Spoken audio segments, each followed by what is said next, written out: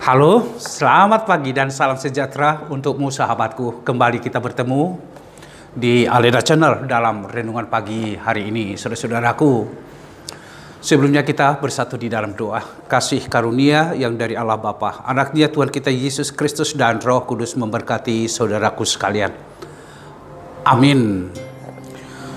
Saudara-saudara, firman Tuhan yang menyapa kita di pagi hari ini dari kitab Imamat pasal 19 ayat 17 dikatakan begini. Janganlah engkau membenci saudaramu di dalam hatimu, tetapi engkau harus berterus terang menegur orang sesamamu, dan janganlah engkau mendatangkan dosa kepada dirimu karena dia.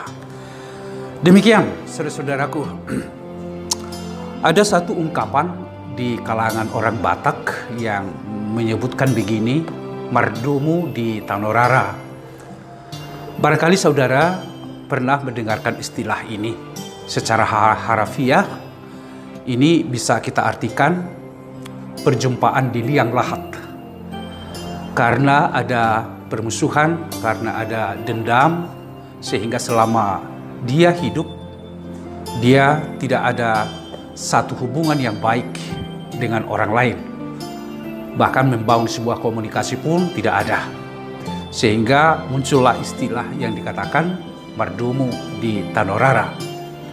Sesungguhnya kehidupan seperti ini sangat menyakitkan sekali dan meruntuhkan nilai-nilai martabat dari kemanusiaan. Ada 3 hal yang disampaikan oleh firman Tuhan ini kepada kita saudaraku sebagai ajakan supaya setiap orang yang pertama, jangan membenci saudaramu di dalam hatimu. Ya, sebagai manusia pasti kita ada rasa tidak suka, ada rasa jengkel terhadap sesama karena mungkin perbuatannya yang kurang menyenangkan sehingga kita ada rasa marah di dalam diri kita. Dan bila ini kita simpan dan kita simpan di dalam hati kita, tentu ini akan merusak jiwa kita. Tidak pernah membangun satu relasi yang lebih baik. Justru semakin membuat hati kita semakin kerdil karena membangun permusuhan dan dendam kepada orang lain. Untuk itulah bagaimana supaya hati kita sehat, jiwa kita sehat. Yang disampaikan oleh firman Tuhan ini menjadi nilai yang harus kita bangun supaya jangan dendam dan jangan membenci saudaramu. Ini mengajak supaya setiap orang hidup di dalam persekutuan yang menggembirakan satu dengan yang lain. Ini mengajak kita supaya persekutuan kita dibangun di dalam kerukunan dan damai sejahtera itu ada di dalam diri kita. Karena bagaimanapun saudara-saudaraku, kebencian tidak dapat mengusir kebencian. Yang mungkin melakukan itu adalah tindakan cinta kasih. Dan itu yang mendatangkan kegembiraan sukacita di dalam kehidupan.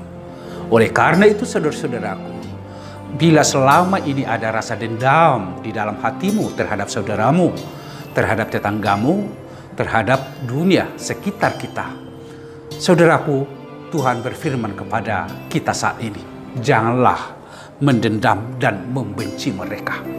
Tetapi justru sebaliknya membangun cinta kasih kepada mereka, supaya hidupmu mengalami kegembiraan dan orang lain juga mengalami kegembiraan.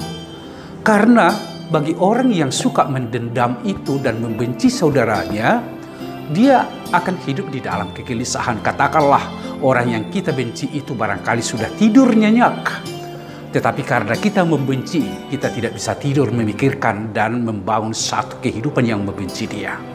Kita tidak mau kehidupan seperti ini. Atau hidup kita tidak mau di dalam suasana yang seperti ini. Oleh karena itu, membangun cinta kasih terhadap sesama kita, itu adalah kehidupan dan kegembiraan bagimu. Apa yang menjadi pesan firman Tuhan ini kepada saudara-saudaraku? Saudara-saudaraku, tidak ada masa depan tanpa kebebasan. Dan tidak ada kebebasan tanpa pengampunan. Sehingga mari kita semua di dalam kehidupan ini membangun jiwa yang mampu mengampuni orang lain sekalipun mungkin hati kita merasa kesal, marah terhadap orang lain. Tetapi kitalah yang mengubahkan pikiran kita dan hati kita, mendesain cara kita untuk membangun kehidupan yang lebih baik. Tuhan memberkati saudaraku sekalian. Amin. Terima kasih untuk firman kehidupan. Tuhan selalu dan senantiasa mengarahkan hidup kami untuk membangun persekutuan, di mana kemanusiaan yang berdaulat itu kami alami. Biarlah kami di dalam kehidupan setiap hari mampu mengampuni orang lain, tidak membenci saudara-saudara kami. Kami mampu berterus terang menegur sesama kami dengan komunikasi dan etika yang baik yang Tuhan ajarkan. Dan biarlah kami tidak mendatangkan dosa terhadap diri kami, tetapi kami terbebas.